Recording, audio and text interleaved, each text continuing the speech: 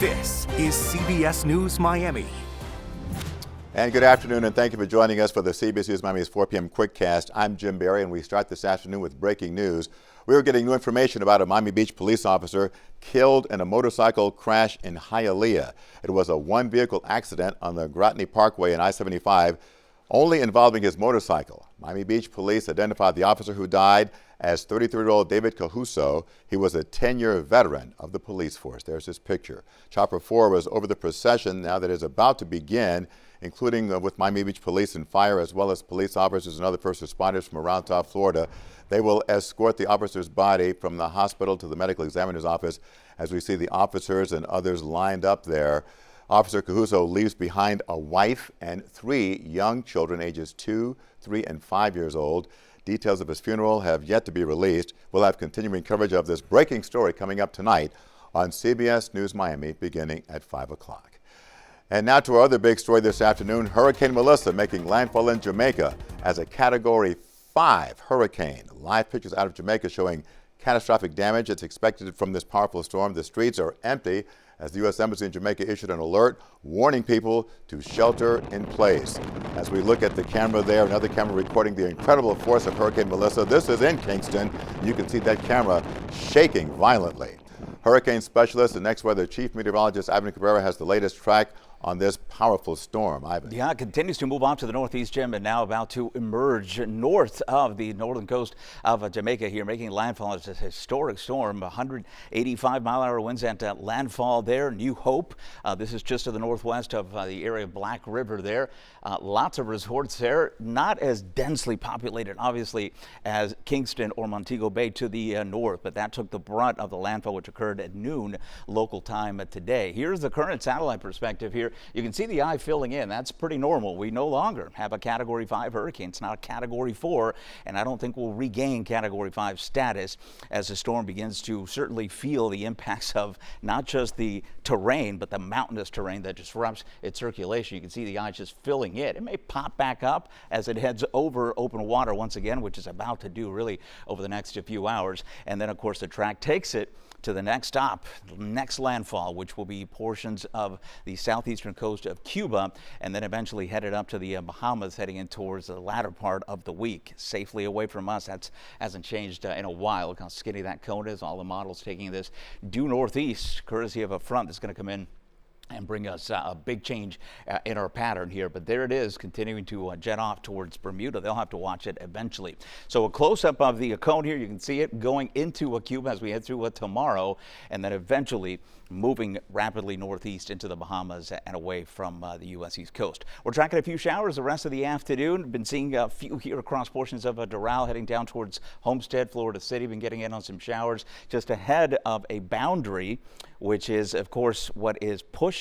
This is the moisture from, of course, Melissa that's spreading southwest to northeast, and it's this boundary that was always going to push everything northeast of us and not just protects us from Melissa, but on the backside of it, we're getting some much cooler temperatures and some much drier air, as well as the humidity kind of just crashes here into some very comfortable readings, which will prolong this really nice stretch that I have for you ahead through the weekend, and then heading into next week, we'll bump our rain chances back up. But break it down for you for tomorrow. Slight chance of some showers. I think that'll be the last day and the last humid day as 2 fronts come in. The second one's really going to be making its presence known because that's when the temperatures will drop, and that'll happen Thursday late, and then heading into Friday for Halloween. We'll wake up on Halloween morning with the coolest temperatures of the season, I think, here across South Florida. So get ready for a big change. I mean, you can see even the high temperatures impacted by that front. We're going to spend all day in the 70s, may touch 80 in a couple of spots, but it's going to feel fantastic. And then the weekend, about the same. We'll increase rain chances a little bit with some moisture coming back in the forecast through the early part of next week. And that, of course, sets us up for an extra hour of sleep as well. Fall back with the clock Saturday night and into Sunday morning. Not a bad 7-day forecast after we get through a few showers, particularly tomorrow morning through midday. Jim. Ivan, thanks. And as he mentioned, Hurricane Melissa made landfall today in southwestern Jamaica near the town of New Hope. The powerful Category 5 storm is the strongest to ever hit the Caribbean island. The World Meteorological Organization is calling it Jamaica's storm of the century. CBS News Miami's Jason Allen is riding it out in the capital of Kingston. Hurricane Melissa slammed into Jamaica with winds up to 185 miles per hour and heavy rains. Today will be very difficult for tens of thousands, if not millions of people in Jamaica. Roofs will be tested, floodwater will rise, isolation will become a harsh reality for many. The National Hurricane Center issued a dire warning. Within the eye wall, total structural failure is likely. This video U.S. Air Force hurricane hunters took inside the storm shows a massive wall of clouds. Jamaica, this is not the time to be brave. Don't bet against Melissa. For days, officials here pleaded with residents to get to shelters or buildings that can withstand the winds and flooding. Aid teams are standing by to get to work as soon as it's safe. Others are ready to fly in supplies. Jamaicans living in the U.S. are watching the storm closely. Minneapolis restaurant owner Tommy Beavis says he's been in constant communication with family and friends back home. They've been doing a good job stocking up on food, and we're just hoping that they have enough. And then the aftermath of the hurricane, with the flooding, with the devastation, we're hoping that they will have the resources for the immediate recovery as well as the long-term rebuilding. Melissa's next target, Cuba. Authorities there say they've already evacuated more than 500,000 people from low-lying areas. Jason Allen, CBS News, Kingston, Jamaica.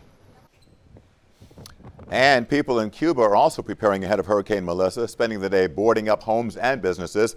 Officials in Cuba say they evacuated nearly 500,000 people who live in coastal and mountainous regions. And with South Florida being home to many Caribbean communities, many cities and organizations are getting ready to send much-needed supplies. CBS News Miami's Morgan Reiner spoke to volunteers at Global Empowerment Mission in Doral. Here's what they had to say about it. The overwhelming message from the speakers we heard from here at Global Empowerment Mission today, whether it was county officials, organizations with ties to Jamaica, the Consulate General to Jamaica himself, is that this could be us. South Florida is no stranger to hurricanes, natural disasters, which is why you'll see this. Volunteers here in numbers putting together these relief packages filled with essential items like canned goods, water, food. There's even makeup kits in there because something as simple as a makeup kit can make the world of a difference to someone who's not in their normal space. Some of the speakers that we heard from are county commissioners, including one who says she has family in Jamaica. She went over how they're doing. We also heard from Global Empowerment Mission's CEO, who spoke about how whenever disaster strikes, the goods in this warehouse multiply tenfold because this community really does come together. He spoke about how GEM has learned over the years not to be reactive but proactive, which is why they're already strategizing. They have pallets of boxes ready to go, and they will be in Jamaica one way or another. They will figure it out as soon as the storm passes. Take a look. All those pallets that are pulled, tarps, generators, food boxes, all those, our teams, our logistics teams have already scheduled cargo planes, scheduled ships, containers, and that's so that the second an airport is open, they will land there. And if the airport in Montego Bay and Kingston can't open for days, then we find alternative ways and we'll find a different airport. And if no airports are open, it'll land on another island, and then we'll bring it over with different boats. The Consulate General to Jamaica spoke about how the island was still recovering about a year ago from Hurricane Beryl and how no one can ever truly prepare for a Category 5 hurricane. You will see drop box locations all over South Florida. For all of that information, what they're looking for, where you can donate goods or your time, that's all on cbsmiami.com. In Doral, Morgan Reiner, CBS News Miami.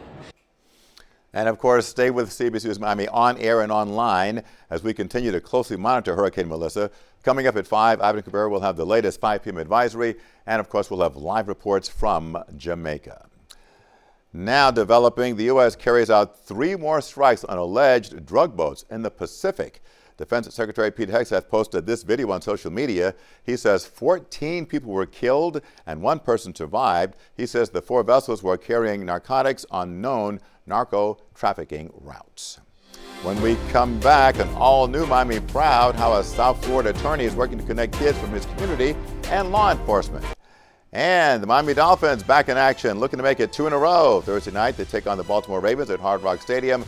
Join us at 7 p.m. on CBS Miami for the Coach Mike McDaniel Show. Then the Dolphins pregame show at 7:30, followed by kickoff at 8:15. And then you can catch the fifth quarter postgame show right after the game.